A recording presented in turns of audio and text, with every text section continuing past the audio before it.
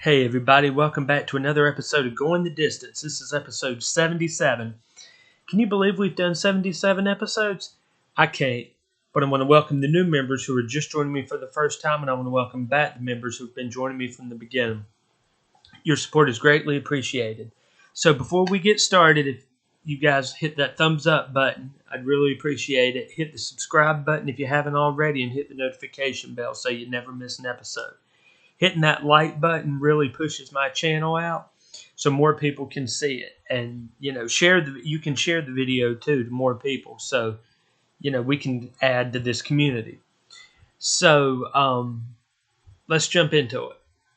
So we got a little bit of football news to get into. Not a lot. We got like 2 stories. And then we're going to jump into some scores from the NBA and NHL playoffs. We're going to do the UFL. Scores from last week. We're going to do predictions from the UFL, and I've got some golf, and I've got some Indianapolis 500 news to get into. So let's jump into it. So first, we're going to talk about Desmond Ridder. He's a former Atlanta Falcons quarterback. He was drafted in 2022 by the Falcons. He was going to be the answer when Matt Ryan left the Falcons, and he just couldn't get it together. But he was there for a year, 22-23 season, and then he spent the off season in 2024, last season, with the Cardinals, and then Vegas signed him to a deal. And they thought he was going to be the answer. Vegas thought he was going to be the answer to their quarterback problems, but it looks like he wasn't, because then they ended up signing Gardner Minshew.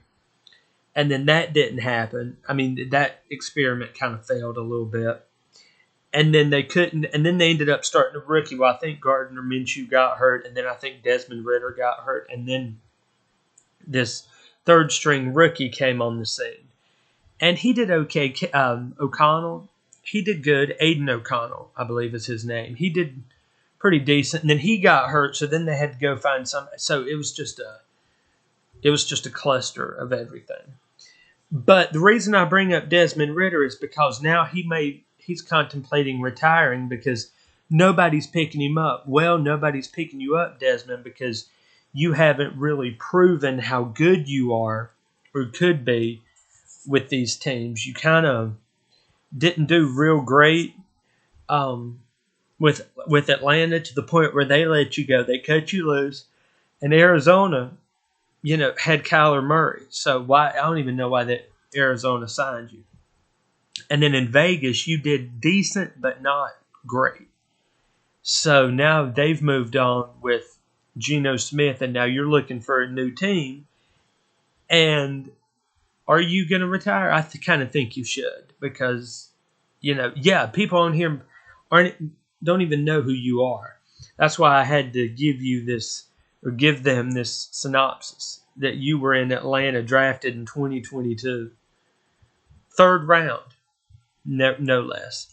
So I'll keep you guys updated. If he retires, I'll let you guys know. Moving on, we have 100 days, less than that now, probably like 99, 98 days until the regular season of the NFL starts. Now, I know we really didn't go over the NFL schedule, but the first game of the season always has the Super Bowl champs to it. And y'all, this year I'm excited about it because we don't have Kansas City as the first game. I'm thrilled. First time in like 3 years that 3 years that hadn't happened. But the first game of the season is going to be the Dallas Cowboys at the Philadelphia Eagles. Now, I think this is going to be interesting because it's going to be a night for Philadelphia. They're going to raise their flag, their Super Bowl flag. It's going to be on a Thursday night in September. So, and it's a division game against the Cowboys. Now, I see where Philadelphia goes with this. With, started the season raising the flag, something to prove, everything. But on the other end of the spectrum, Dallas has a lot to prove too because, Dak Prescott's coming off a hamstring injury that sidelined him for half a season. And that was the turning point for Dallas's season. Now, I know I'm going to get comments that say, but Dallas hadn't been good in years. You know, they're making strides to get better and better and better. I mean, Dallas just traded a couple weeks ago for George Pickett. So we'll see how that goes in about 99, 98 days. We'll see how that goes. So that's all I have for sporting news. Now we're going to move into some NBA playoff scores. So on Thursday, we had the Thunder defeat the Wolves 118-103. The Thunder lead that series 2-0. The Pacers defeated the Knicks 114-109. The Pacers lead that series 2-0. On Saturday, we had the Wolves defeat the Thunder 143-101. The Thunder lead that series 2-1. On Sunday, we had the Knicks defeat the Pacers 106-100. The Pacers lead that series 2-1. And then on Monday, we had the Thunder defeat the Wolves 128-126. So the Thunder lead that series 3-1. Now, when I was out today, I saw a headline, or I saw standings for the final 4 teams in the NBA. And the top 2 teams are the 2 teams that I would pick to go to the finals. They have the Thunder at 1 and the Pacers at 2. And that's exactly how I would do it. In fact, if you asked me right now who I would pick to win the championship or to win the finals now that Boston's out of it, because I'd pick Boston every day. I'd pick the Thunder this year, and I would pick them over the Pacers in probably 5 games, 6 games at the most. But when we get to the finals, I'll make my prediction for sure because I'll actually have more time to think about it. But it looks like with the Thunder with a 3-1 lead, excuse me, y'all, and the Pacers with a 2-1 lead, anything can happen. Moving on to the NHL. On Thursday night, we had the Panthers defeat the Hurricanes 5-0. So the Panthers lead that series. The Florida Panthers lead that series 2-0. The Oilers defeat on Friday. We had the Oilers defeat the Stars 3-0. So that series is tied at 1. On Saturday, we had the Panthers defeat the Hurricanes 6-2. So the Panthers lead that series 3-1, which means the Panthers only need one more win to make it to the Stanley Cup. And then the Oilers defeat on Sunday, we had the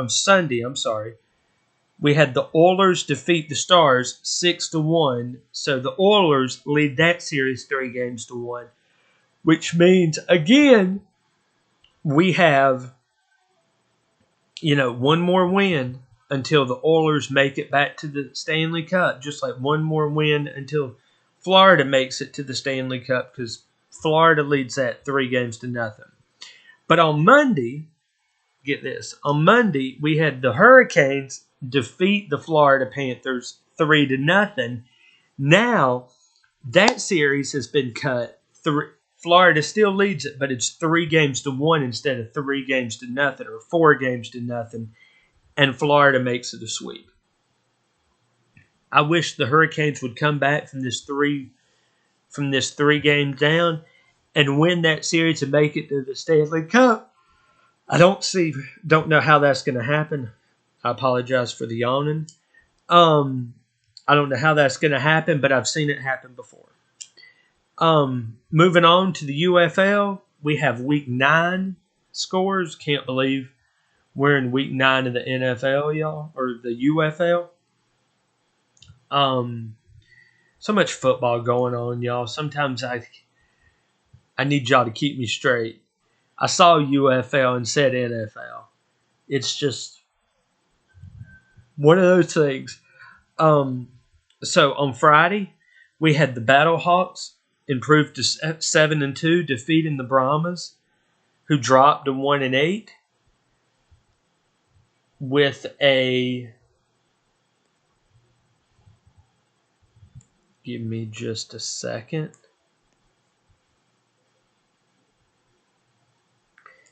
I'm telling you right now, y'all. With the Battlehawks at 7-2, they're looking good this season. They're looking, they're looking like a championship team this year. And I never thought I would say that because I'm a Stallions fan, and we'll get into that in a little bit. But yeah, the Battlehawks are looking good. So they defeated the Brahmas 39-13. So the Brahmas dropped to 1-8. On Saturday, we had the Stallions improved to 6-3, defeating the Panthers, who dropped to 6-3 with a 26-22 victory. Now, how great would it be for somebody like the Stallions and the Battlehawks to play each other in the championship game?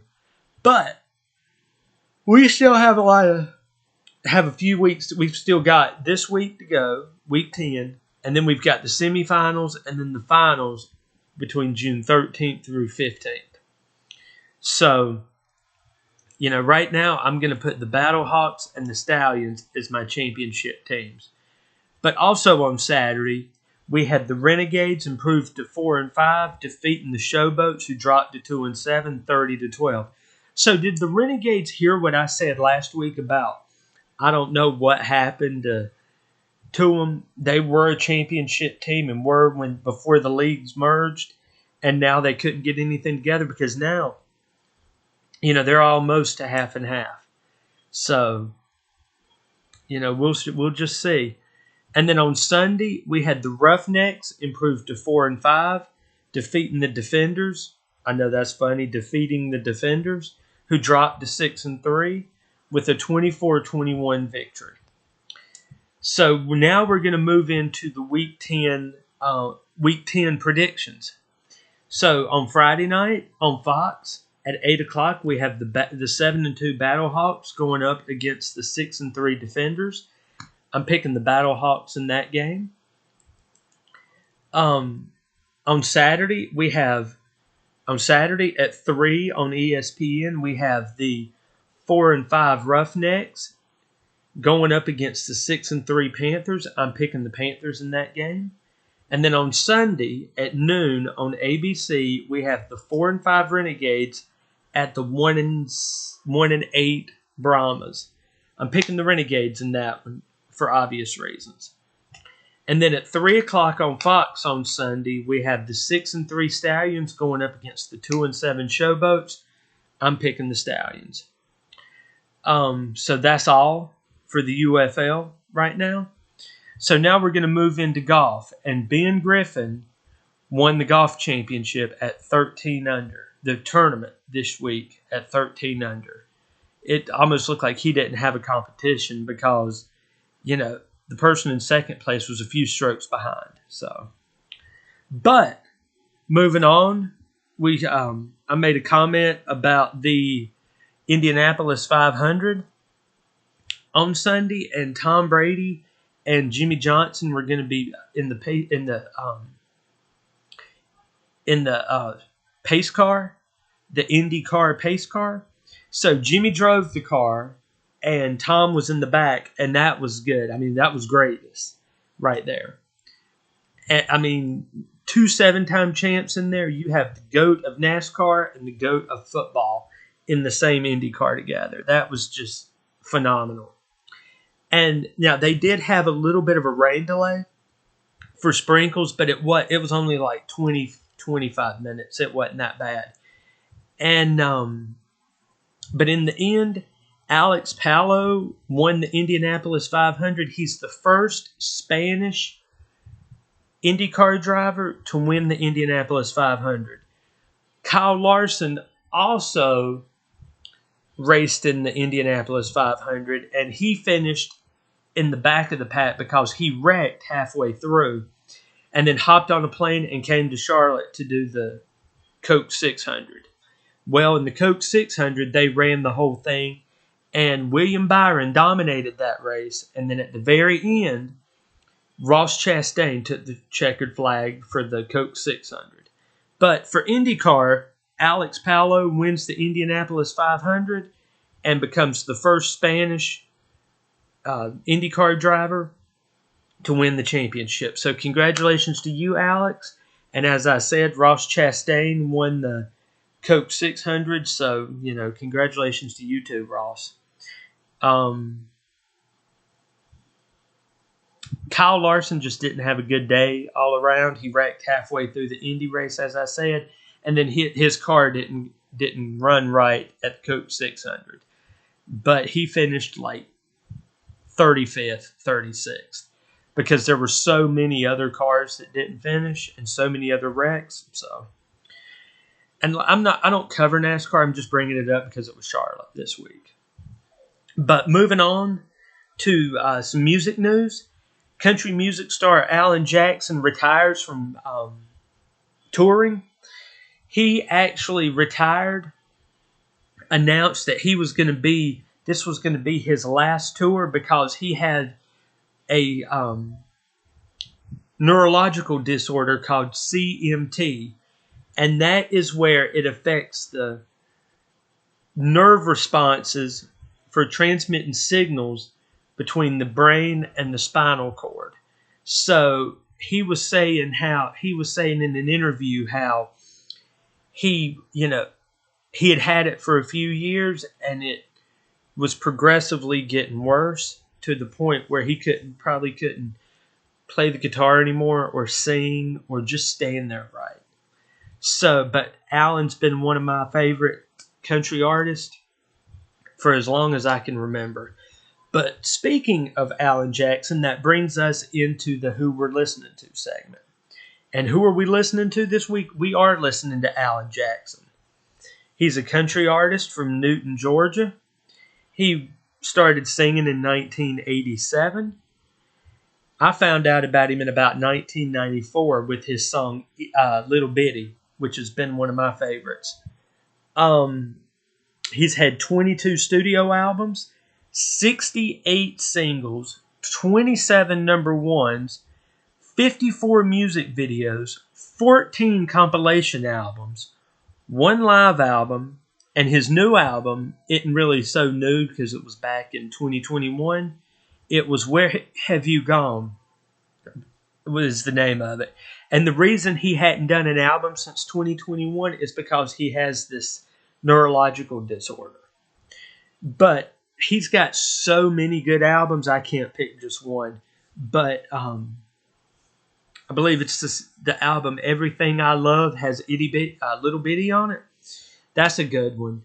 All of his greatest hits are good, but just listen to some of his albums and let me know what y'all's favorite is. In fact, in the What Song We're Listening To segment, I say get a greatest hits album. Listen to his greatest hits album. Look at it on Spotify.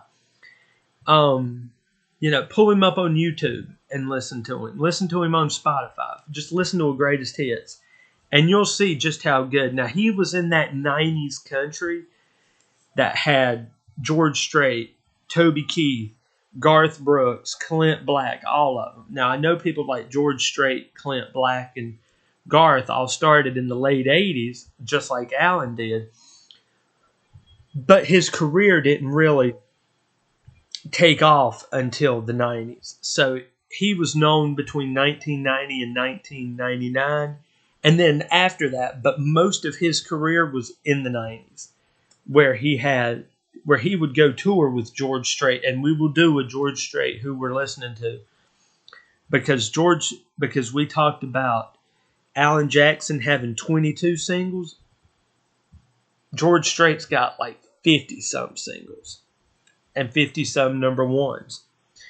So, that was the genre of music that was just good.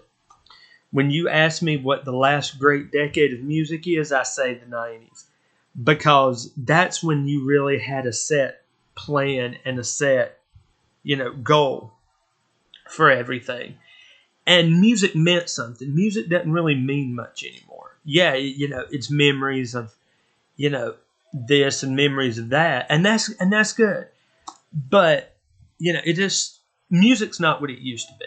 And Alan was in that, genre was in that time where music meant something, and music just told a story, and it was good and it was wholesome.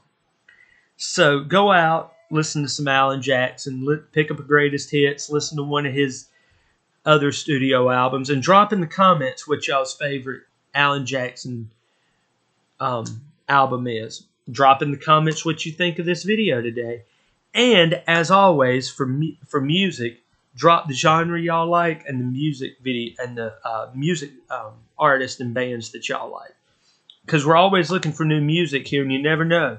You may give me a recommendation, and it might show up on the Who We're Listening To segment. But that's about all I've got for this week. Again, hit that thumbs up button and like this video because that pushes my video out. Hit the subscribe button if you haven't already, and hit the notification bell so you guys never miss an episode.